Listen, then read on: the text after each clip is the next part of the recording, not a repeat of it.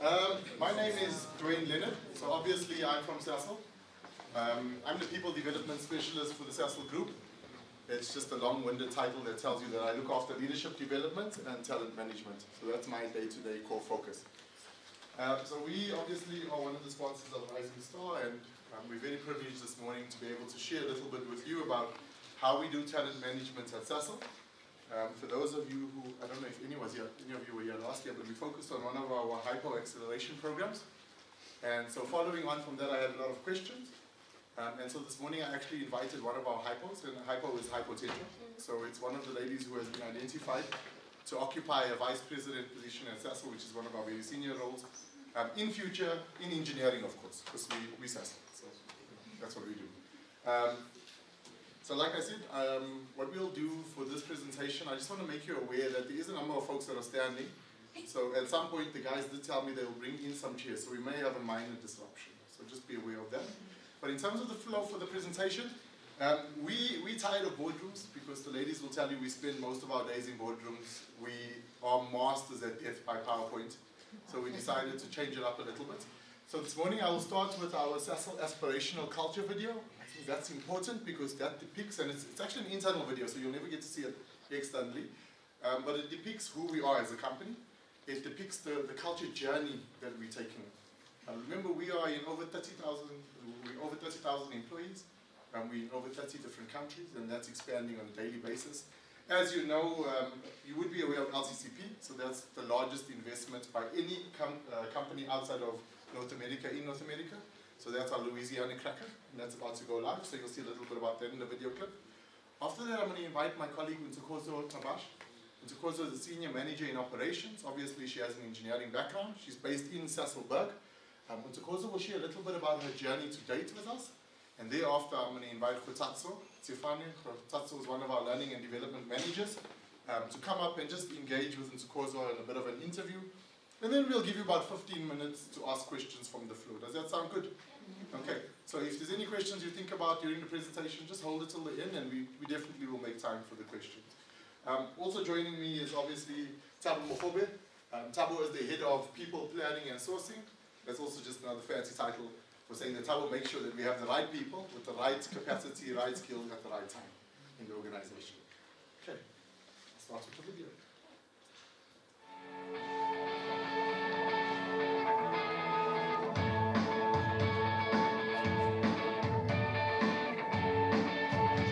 What defines who we are as Sasol?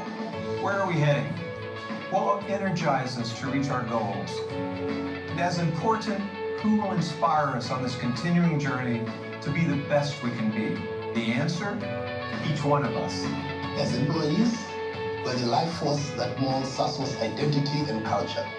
We drive the company's performance, and we determine whether we will be merely good or truly great.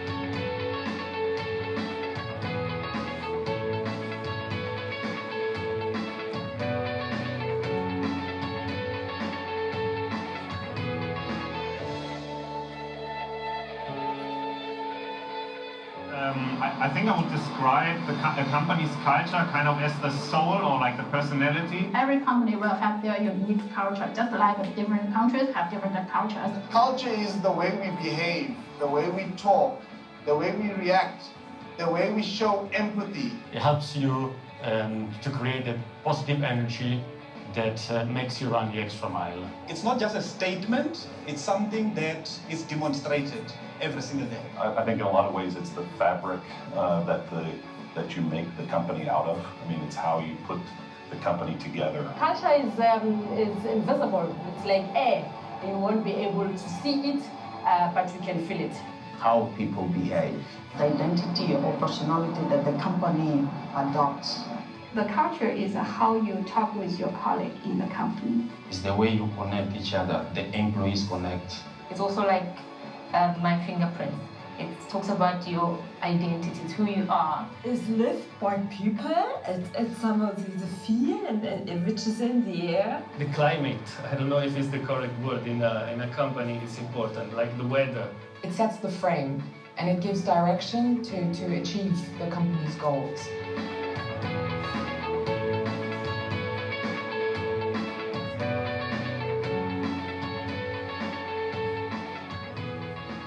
I'd say the culture at Sasol is like nothing I've ever experienced before in a workplace. The people you work with care. People do not see problems, and people rather tend to give solutions. You don't do it simply because it's your job, but you do it because you care. Because you care of the environment, you care of people, you care of the stakeholders. I love that Sasol supports creativity. We come up with new initiatives, we come up with new ideas. Sasol is a place where you can grow. Things like loyalty, people who really do want to do good. It's a culture where excellence is encouraged. Resilience, perseverance. The people are very, very open and they are interested in new things. Working as a team, working with friends. The people is friendly, always friendly. You're so close to each other, so you always get that respect. It feels more like a global culture. You can walk into a manager's office and express yourself irrespective of your level. A very safe place that ensures that you go back home to your family the same way you came to work. The team collaboration is very important. We learn from each other, we tend to teach each other.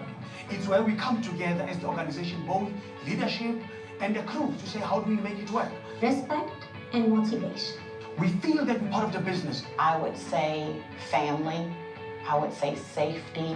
I would say encouragement. There's a high degree of optimism. So working with people around the world with different culture, but having a strong culture of respect and collaboration between each other. It's people feel that with people, and they walk around like that, and they work like that. Not only do Sasol employees live their values within the company, but they take it home to their communities. Within Sasol, we have very high performance. It pushes you beyond your boundaries. I think we have some of the best talent in the world. When you walk into this building, you know what you do matters. The leaders of the campus, they trust us, they trust me, they trust all employees inside of Sasol.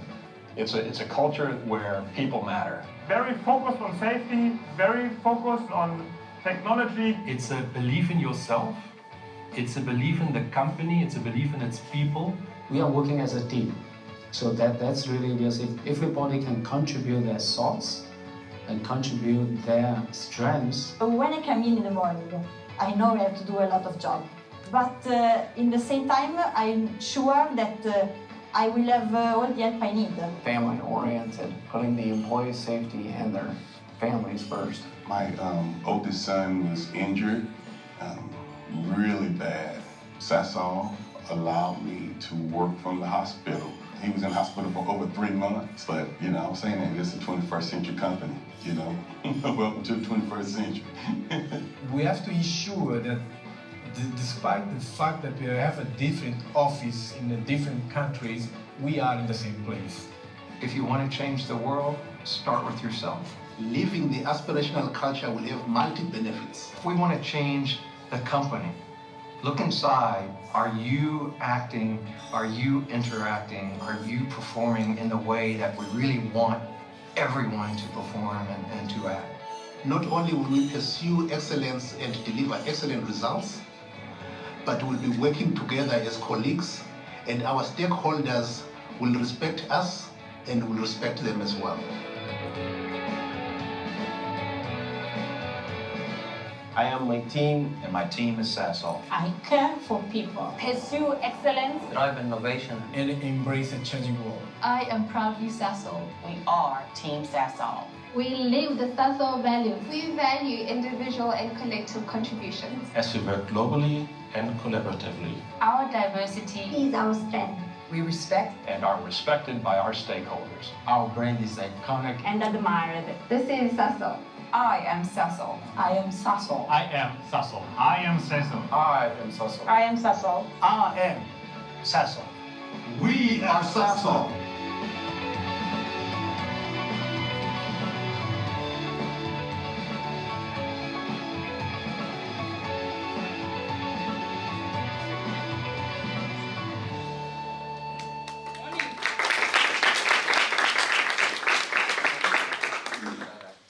And I am Sasol.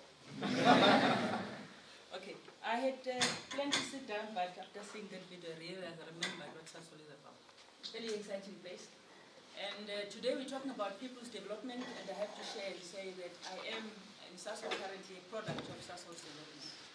Sasol, we have various programs, and we have structures that we have. When you join Sasol, you follow a path, and depending what you want to do, you end up where you want to be. So maybe let me share a bit of my story. I come from President in a place called the Makadini. It's a rural place somewhere in the north of Durban. So 2000, I decided to join Sasol, and back then, I have to say, I had already done my BSc degree. I had already done my diploma in chemical engineering, and the only reason why I did my diploma in chemical engineering was simply because I actually wanted to join Sasol.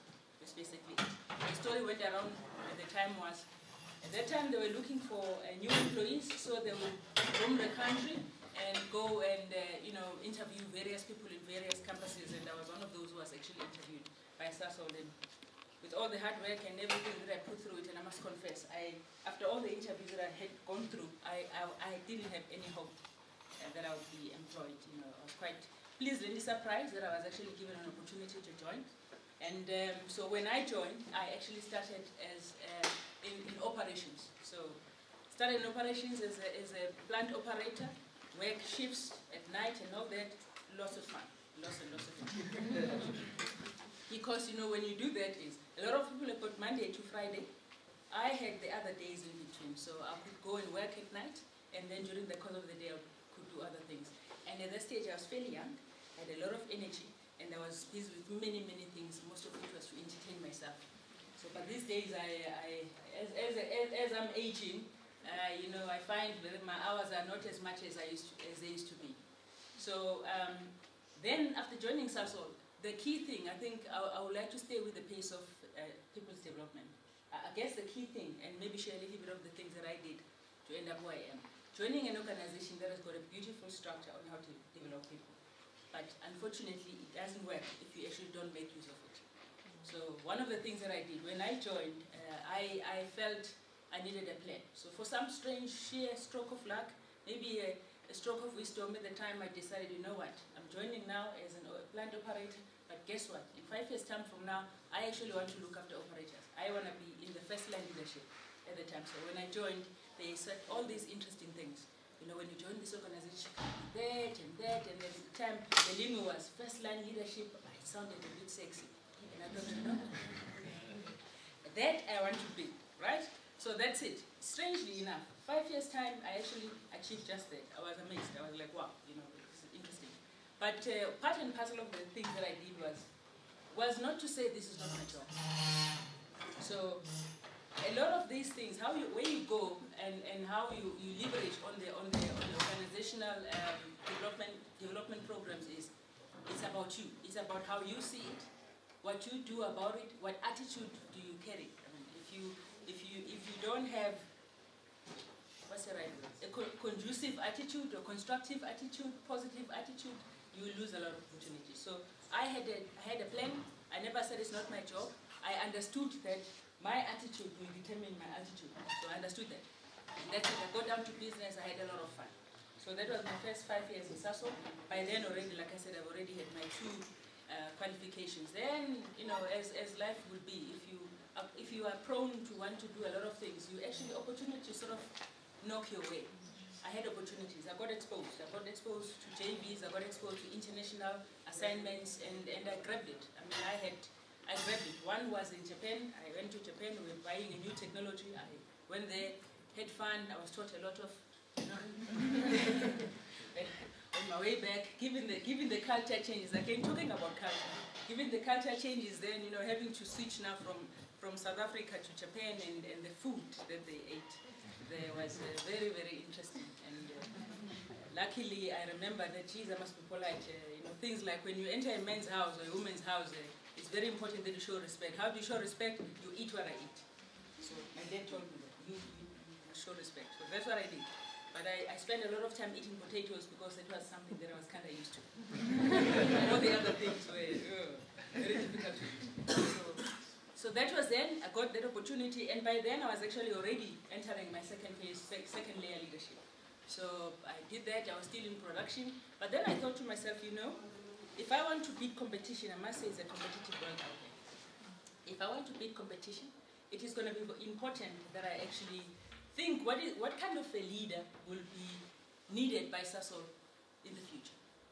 What kind of a leader? Luckily, we've got values, we've got, like now, we've got aspirational culture, something that we're working towards. So anyone who joins Sasol now, that is the culture that Sasol is moving towards. I think in the phase of the 18 years that I've been at Sasol, I've been exposed to 3 sets of values. And it's interesting, all these values are all similar. They talk about safety, that's big for us. Safety, because we actually have a very dangerous, we operate our factories in a very dangerous environment. It is key that we actually keep safe, that's one. It's all about people, and people development is at the center of that. And it's all about our customers, and it's all about making money. That's it, and good at what we do. So they are more or less similar. So thinking about the values, looking at where Sasol is going, and listening to what you call now we call them chocolate house. And that is the head office. So listening to what, they don't know that. We, the operations guys, we call them that. So listening to what the guys at the chocolate house are actually talking about, you think to yourself, look, I still want to be here. Now, what kind of skills, what is it that I need to do to make sure that I remain relevant in the organization? So that was the next thing. And at the time, as I was saying, I was getting exposed to international assignments, so I thought, okay, it's high time that I actually do my MBA.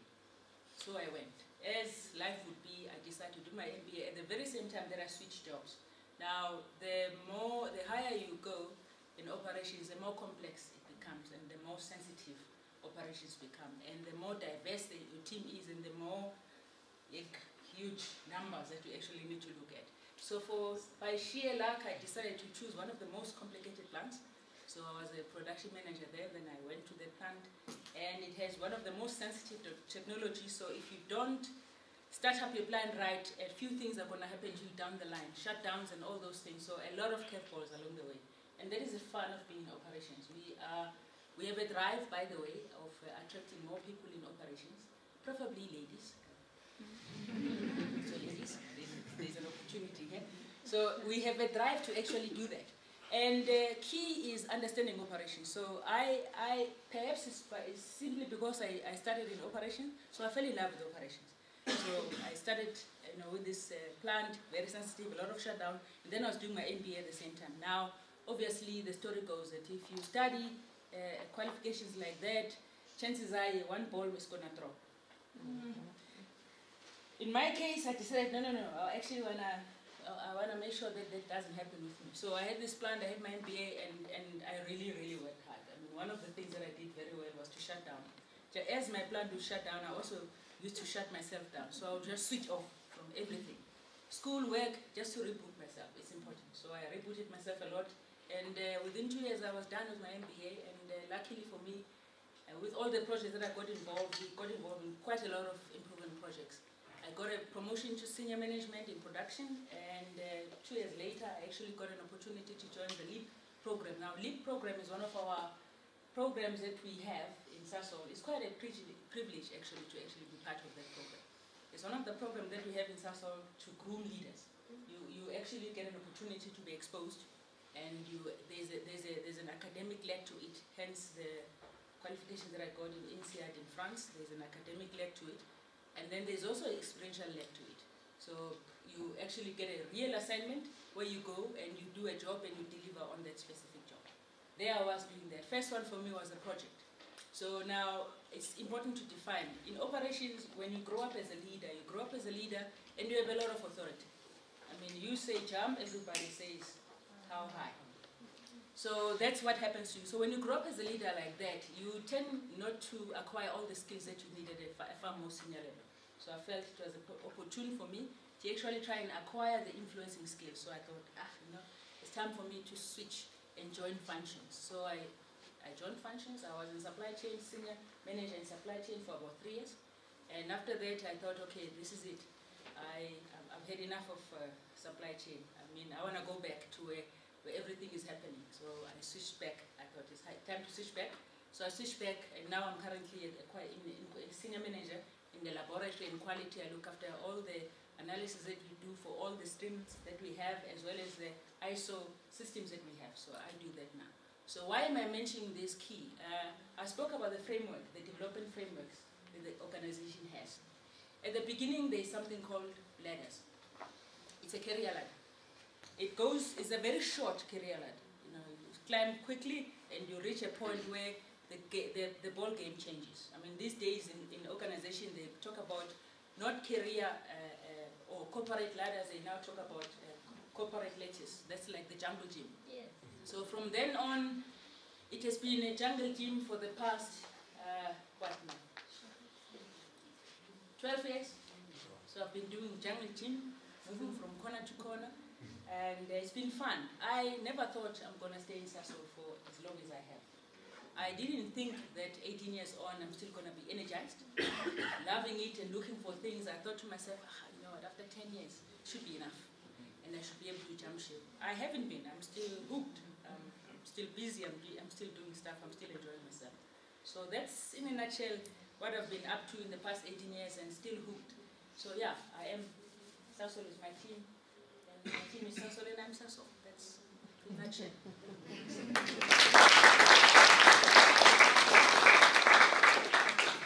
So while Kosanto makes her way to just have a short discussion with Nzukozo, there's two critical things I want to emphasize on. And before I get to those two critical things, there's something you should know. It's also when we talk about career development, our key focus is around the 70-20-10, or the 90-10. You familiar with that principle? Yes. So that means, for those who are not familiar, because I was one of those kids that used to keep quiet when I didn't know what the person in front was talking about. We believe that 90% of your development happens on the job. There's only so much you can do in the classroom. And I remember when I managed the CA program, I looked after it for about 6 years for Sasol. I always used to say to the young CAs, that's why you need the 3-year articles. That's why you need the experience. Because if it was easy enough for you to study, Cycle would just say, okay, University of Johannesburg or whatever, add a 3-year and the guys will qualify from there. But it doesn't work like that in the real world. So what you learn is great as a foundation in terms of your academics. I mean, my colleagues have many qualifications, most of us do at Sasol. By the way, we have the highest number of PhDs in the Southern Hemisphere, Mokobe, if I'm not mistaken. Absolutely, yes. So we are all doctors, except for myself. Try not to blend in, I like to stand out. So what happens, of course, is that what you learn in the classroom is very different.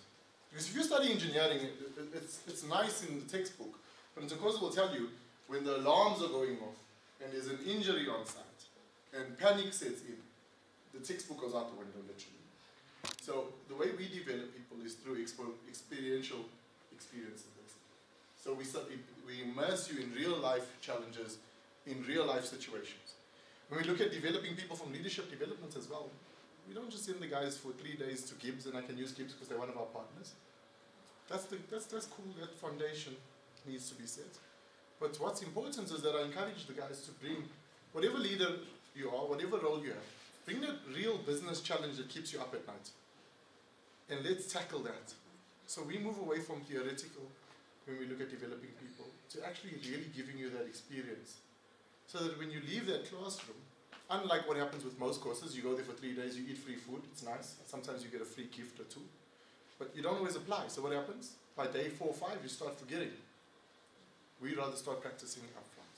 Okay. So I'm going to allow Fatata just to ask a few questions, and like I say, once we've had this sort of conversation, then we'll invite you to put some questions forward. Right, thank you. Dwayne? Thank you for sharing that also. So you mentioned that you chose chemical engineering because of Sasol. Why? Why Sasol? Look, the truth is Sasol remains one of the biggest banks in the Southern Hemisphere. I'm in the Southern Hemisphere. So I felt it was important that I actually joined one of the big companies that was available. And like I say, after running few interviews and having little hope, I was actually fairly lucky. So I was like, okay, first goal achieved. What has been the highlight in your career to date? Few things. I guess firstly, I mean, like I say, 5 years down the line as planned, I actually became the first line leader. That was one thing. Getting exposed to international assignment at a very early age, this was another thing. My MBA was one. Also taking over quite a big production setting was also a big thing. So that was more like in the AAA space. Also there's also a lot of international travel. Of late, switching from operations, I mean, grew up, lived operation. I can tell you at the back of my head what should happen there. switching to supply chain, it's a different ballgame. Those guys think a little bit different than the operations. So that was, I think, I personally think it was an achievement, because I've also achieved quite a lot when I got there. And I had big assignments, like having to look over a big shutdown, the biggest shutdown in Sasol Breakaway in history to date. So I had to look over that. It was done very well, so I was quite impressed. Well done. By the way, shutdown is a big thing in Sasol. So we're just off shutdown now. All right. So looking back over your career, given the chance and opportunity again, what did you do differently? Frankly speaking, I asked myself that question a lot. To be honest, very little different. I think one thing that I didn't do well was to celebrate when I had to celebrate. I think that's one thing that I think I need to do a bit more. So you're just gunning for that? I tend to be, result oriented and chase it. Okay. So share your top 3 of owning your career and driving towards becoming a success. My top 3 of owning my career. For me, one is me. I think it's me. It's me who actually makes sure that I achieve what I need to achieve. It's my mindset. I spend a lot of time making sure that I read, sort of educate myself, make sure that I'm, in terms of my own personality, I improve, look at my gaps, what are my gaps, improve on that, remain positive, that's the thing. And then this morning, the CEO of McDonald's spoke about the 7-year plan. I think when I sit with my team and also with myself, I always say, here am I just about to retire, So walking back, what is it that I would have done? What is it? I plan like that. So I always tick as I reach those milestones. I tick, and like I say, I should celebrate a bit more, and I don't. So that's one thing. So I also do that. And then again, there is a lot of opportunities as well. So keeping my ear on the ground, networking, that's another thing that I also do. Then deliver results. That's a good one. So when are you going to start celebrating? It's a part of the thing that I want to do. Okay, so what would you tell your younger self? Maybe play a little bit more. Not be so serious about life. I tend to be fairly serious. Yeah, I would like to do that. Maybe as I'm aging, hopefully I'm going to relax a bit. All right. So do you apply the work-life balance? Do you have? Truthfully, no. No. But I try. I try. I've got a family. I try to be there. I intentionally try to make sure that I plan something, even in my calendar, to make sure that I do it. And obviously, kids being kids, once you say something, you're going to be held accountable. So at least I've got people who say, you said. I say, oh, yes, I did. Yeah, fortunately, we have aspirational culture that we are looking towards. Yeah, luckily, hopefully, I'm going to get some free time. Well, so I'm going to open the floor over to you. If you have any questions for Ntokozo, you're welcome to ask. Okay, hi, Ntokozo. I wanted to ask, you spoke about having to reboot because you had a very hectic job position and you also had to study. And a lot of our careers, like in short science, you graduate but you have like board exams that you have to write. So how do you reboot? Yeah. Okay, to be honest, given the stuff that I used to do, like moving from a shutdown to meeting my team and providing assignment, it's key that you know yourself. That's number one, because what could work for me might not work for you. So all I did was I took leave at work, shut myself down, literally so, slept half of the day, and then woke up feeling a bit refreshed. And less TV, it tends to have a lot of noise, so that might not work for the next person, but for me, it actually was quite helpful. It was just silence. Yeah. Thank you so much, Dr. for such an inspiring story. My name is Sandra. I'm a mining engineer, and working in the mines comes with a lot of challenges.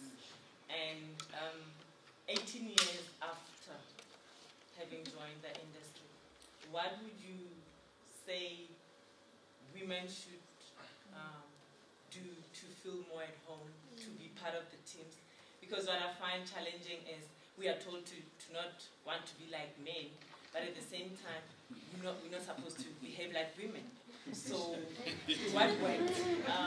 How do you make it, especially as a leader? What keeps you going? Because I know it comes with a lot of challenges. Okay, one thing, after 5 or 6 years, I began getting interviews about, so how is it like to be a woman in a man's environment? The question became more prominent. And I actually realized that as I joined the organization, I didn't think about that. I actually didn't see myself as a woman in a man's environment. That was one thing. And as a result, it wasn't something that drove me, per se. I just thought, I'm going to be me. And I'm going to do what I like to do and what I don't like. And luckily for me, I'm a straight talker. So if you happen to, sorry for my French, see some things that you think you like about me and I don't like, I will tell you straight. I'll be like, please, So that's one thing. That's the truth. The truth is, and as I got more young ladies in my team and having to mentor young ladies, it became quite apparent that it's an issue. So one of the things that I normally say is, when you're at work, you're at work. Remember that, first and foremost. And don't think of yourself as a woman, because that on its own is a limitation that you set in, for yourself. Men don't walk around thinking I'm a man. They don't think of themselves. What do you think? No.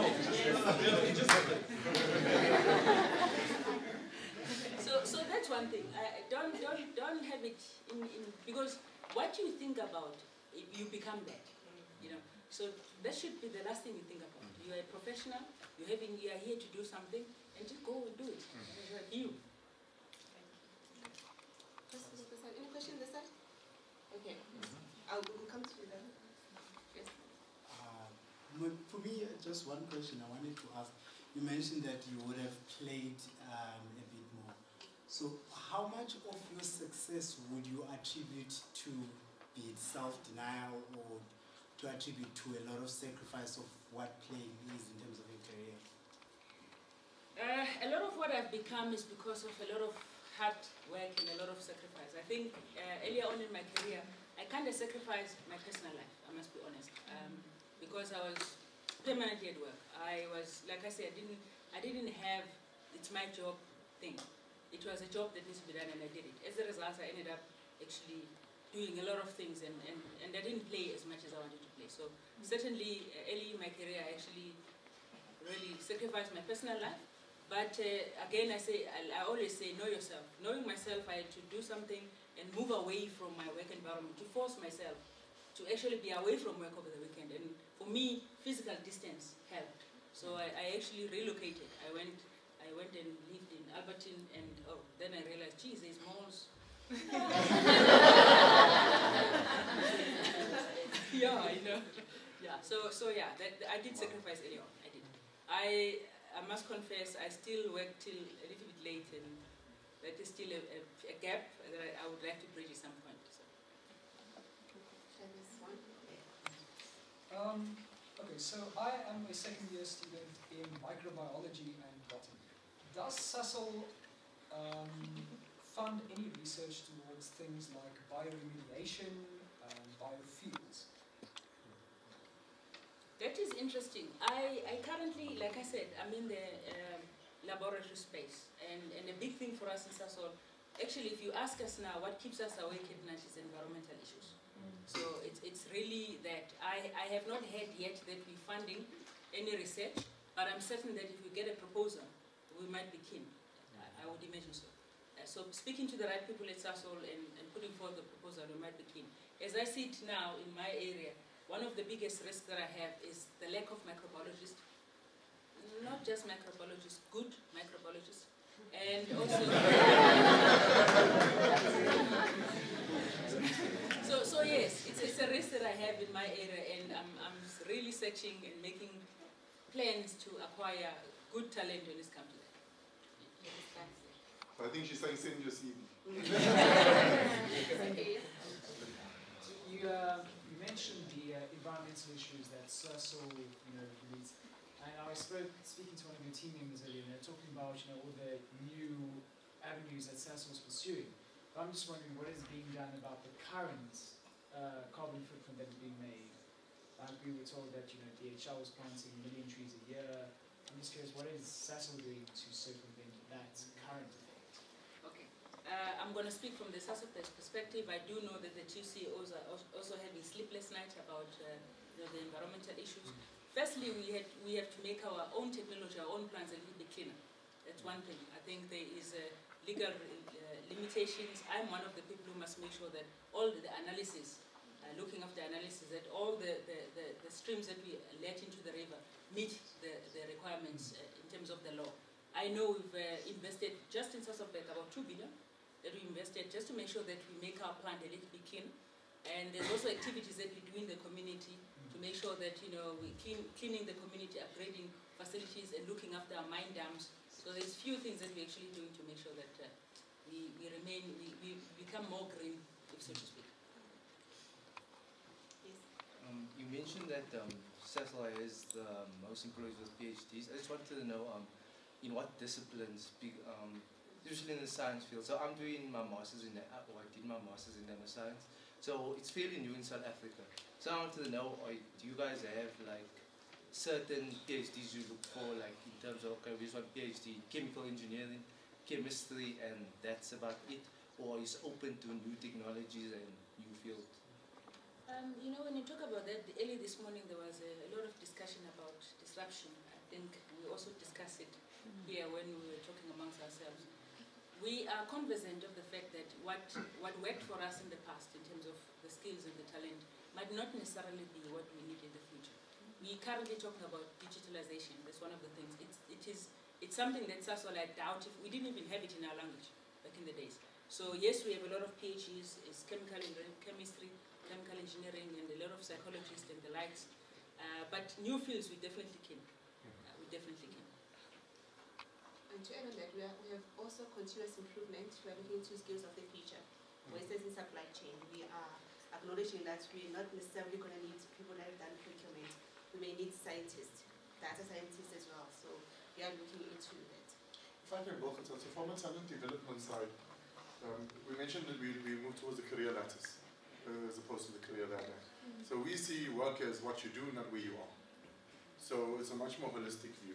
You've heard that our colleagues have been exposed to diverse portfolios, myself included. If you look at our experience, our qualifications, it's not just in a single field, it's across multiple fields. So I studied electric engineering in the very beginning. Electronics was my field. Now majored in psychology, got a degree in marketing. I'm a little bit bored sometimes. So you move across, you flex. Because if you look at today's industry, you don't want 55 people if you want a job to be done.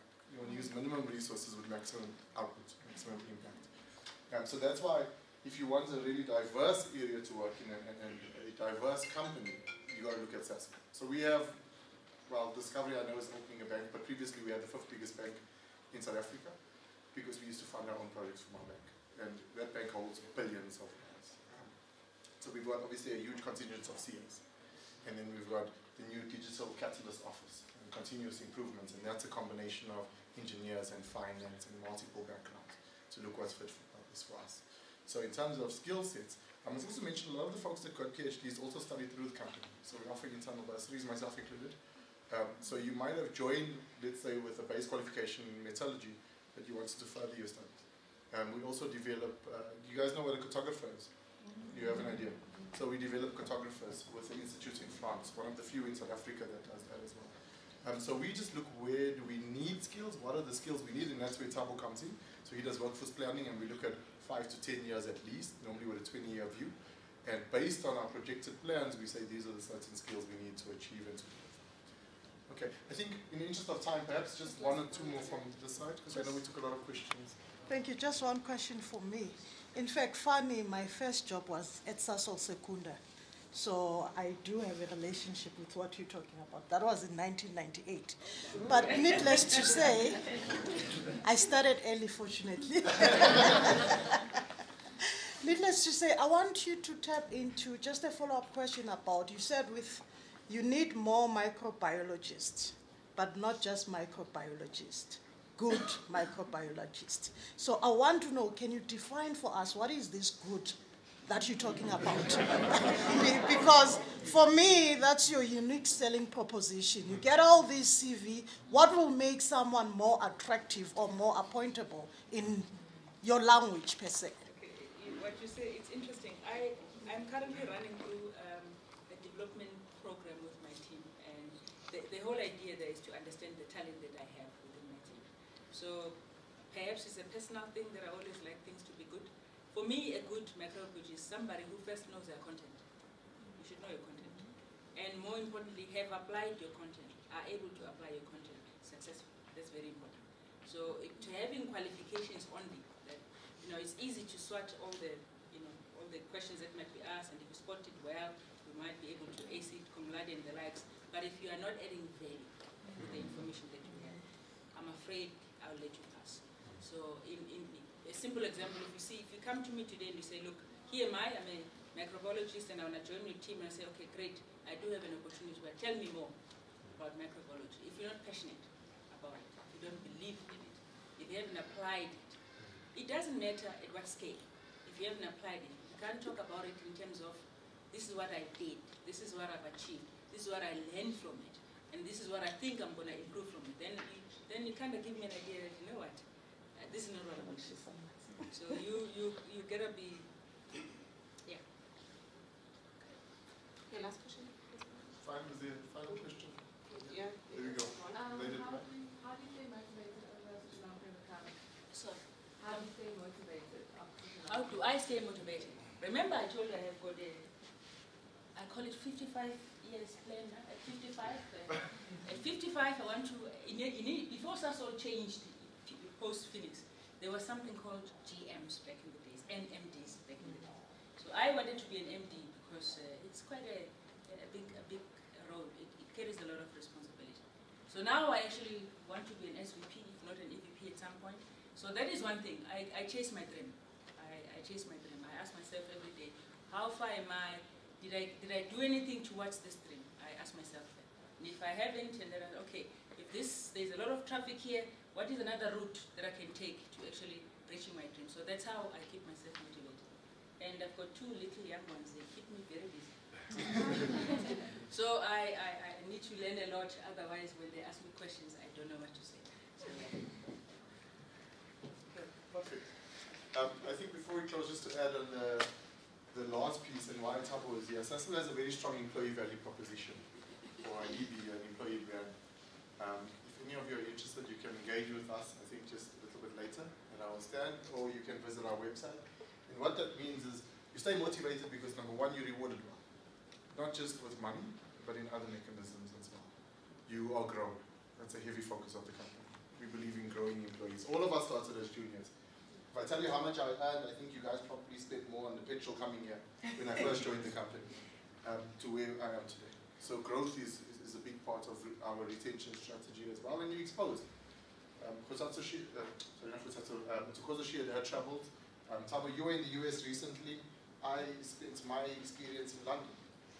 So that's something I think that is, when you're growing, you're seeing different places, you're learning all the time, you engage. That also speaks to retention. But on behalf of the Sasol team, I think we just want to thank you for showing interest and for joining us, and you're welcome to ask any questions outside of the session. Just one more. Please, Mokobe. I hope Dwayne told you that we're in 33 countries. Yes? And the video. For real, I mean, it's true. But I think it's important that we are on LinkedIn at Sasol, so you can follow us. It's important that you also interview us, right? Find out if there's a fit. It's very important. You don't want to join a company and think, oh no, what did I do? So we post a lot about what we do, our jobs, and some of the things that happen within our space. The solar challenge is now on. I don't know how many people are interested in clean fuel, being tested. So that's one thing. But you also can find out a lot about the other things that we do. And we're also on Twitter at Sasol SA. So you're welcome to also follow us. We're also on Instagram. So also check us out there. So, but look, my email is thabo.mohobe@sasol.com. Dwayne and so forth. It follows the same setup. So if you're interested just to find out, have a conversation, you're welcome to have a cup of coffee. We can either do it at that glass building, or we can take it to Sekun. It's up to you. You're quite welcome. We always actually like to hear a lot about what makes you happy, what will make you join the company. That to me is critical. If you can think about the 5 things that will make you join Sasol, I'd love to hear those. So if it's tough, I'll write it out. Mogobe, MOGOBE, at Sasol.com. So you can ask whatever, but drop. I'd like to find out what are the 5 things that will make you join Sasol or any other company for that matter. Thank you. Thank you.